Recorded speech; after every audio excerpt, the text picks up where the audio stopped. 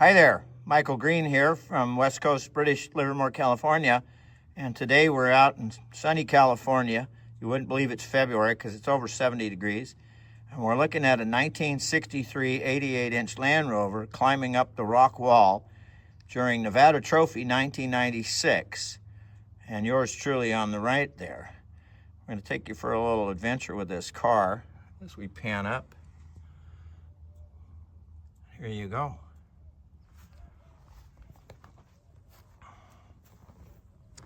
This car was originally a United States model, came to America, 1963. We believe San Francisco. We're going to go check and find out for sure. Many years ago, we did a 100% restoration on this thing. We were supposed to just change an engine, and next thing we know, by 3 days later, the whole thing was apart in a million pieces in the shop. And this is the end result. Now, it's gone all over the place, towed behind the motorhome, to competing on Nevada Trophy numerous times, to just running around town daily. Now we'll get a quick look on it. Now this started life as an 88-inch hardtop, which means it had this top.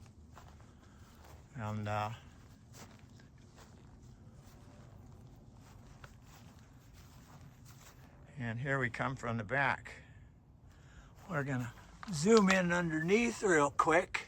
And you can see it's got parabolic springs. Those came from Europe many years ago. We bought a few sets. It has the original chassis, the original firewall. This is a California car, so there's no rust or rot on it whatsoever when we took it apart. And the body was beat up, and somebody had done kinds of lovely door panels made out of wood paneling out of somebody's dilapidated den and shag carpet everywhere. It was pretty rude. We took out the cushion. See, somebody cut out the bulkhead here is gone. So we made this plate years ago to reinforce it, and it has a roll bar in the back, reinforced.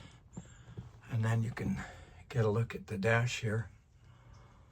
All right, and it has a Mark I Kodiak heater hiding down there. So there was a funny story in Nevada Trophy one night. We were in a place called Nightingale, and there was a special task that Bill Turpey was operating. And Todd and Lori arrive. It's about 16 degrees out. And it had the original ankle burner, which would have gone where the switch is here. And that's about all it did, was burn your ankle. So while Turp was giving instructions to the driver, I thought I would go wipe the ice off of Lori's window on the right door, only to find out when I wiped it, the ice was on the inside. Run around the side here. So you can see, if you were paying attention, the other side has twin tanks with twin fillers on it. We've modified the bonnet a bit to get some heat out of there. This originally started life with a 2.25 liter petrol engine. It now has a 200 TDI in it. And if you're looking close, it is not stock by any means of the word. We overhauled this thing. We did many hours on this engine. As you can see, it's old Hoover at Turbo Hoses had a little hand in here with this Garrett Turbo, which is bigger than normal. It's oil and water cooled. All this is ceramic coated, intake manifolds, all the intercooler pipes. We fiddled the timing a bit on it. We did all kinds of things to it. You can see the custom heat shield in the back there. There's your fresh air intake and blower motor for the Kodiak. Then we uprated all the brakes. So it's got a Series 3 pedal tower booster with twin brake system, and you can see the clutch master hiding under the corner there. Repiped everything. The pipes are up high, which Land Rover should have done to begin with. In my eyes, for really rough use, you don't need brake pipes underneath. Here's special twin electric fans that we came up with. And all this, as you can see here, we had to hand make all this to make it all fit properly. It's got a custom intercooler hiding in the front there. It still has 470 axle ratios in it. It has a ferry overdrive. And we were making jokes about it one day of what it could do performance-wise. And they were taking this and the Defender 110 that they have to Nevada Trophy one year. And when they got to Fernley, I asked about their ride, and Lori stated that I think her exact words were, Todd tried to make a run on me coming up the final section to the Donner Pass, and he was in the 110, and she said all I did was stand on it, put the boost in, and I out-dragged him over the pass. So I asked her what gear she was in, and she said, oh, I was in 4th overdrive. No way you would come up 4th overdrive in an 88 over Donner Pass in the old days. It'd have been 3rd gear direct, about 38 miles an hour, 40 miles an hour, so to speak. We're gonna go underneath here. Yeah, it's a little dirty, but I mean, this has been on the road for many years now. It still has the 10-inch brakes on it. It's got the parabolic springs, as you can see. And I'll wander underneath the other side here.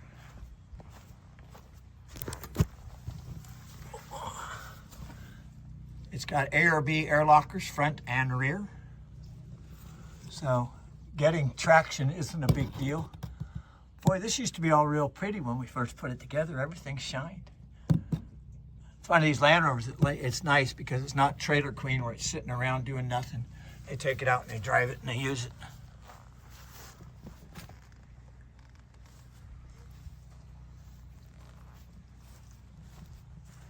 Yeah, it's still got the original single wiper motors on it, unfortunately. That's kind of the Achilles heel of such things.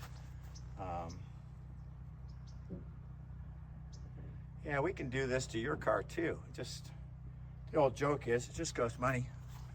Oh, the fun part was these fenders. All the bodies are original. It had a few bings and bangs. We bashed them out.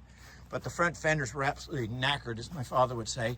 And we found those by a friend at the factory. He went to a swap meet, and they were still in the original crate bolted together, which was cool. As you can see, the funny spoiler on the back is a vent to access the heat and get the air out. We built that many years ago for a Nevada Trophy because it gets hot in here sometimes with the flaps open.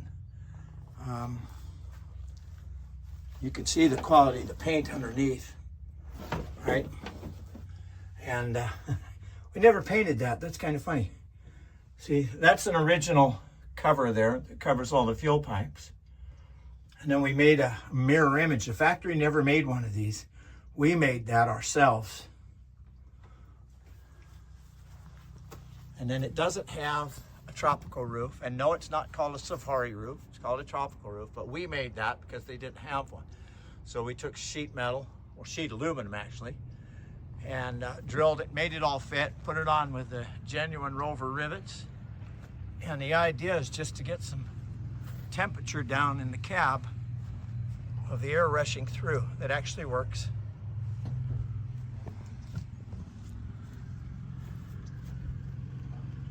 Anyway, hope you like our little presentation today. And once we get it off-road again sometime in this year, 2025, we'll be sure to post it on the YouTube channel for you. Like, subscribe, tell your friends, and post some cool Land Rover comments. Thank you. Bye.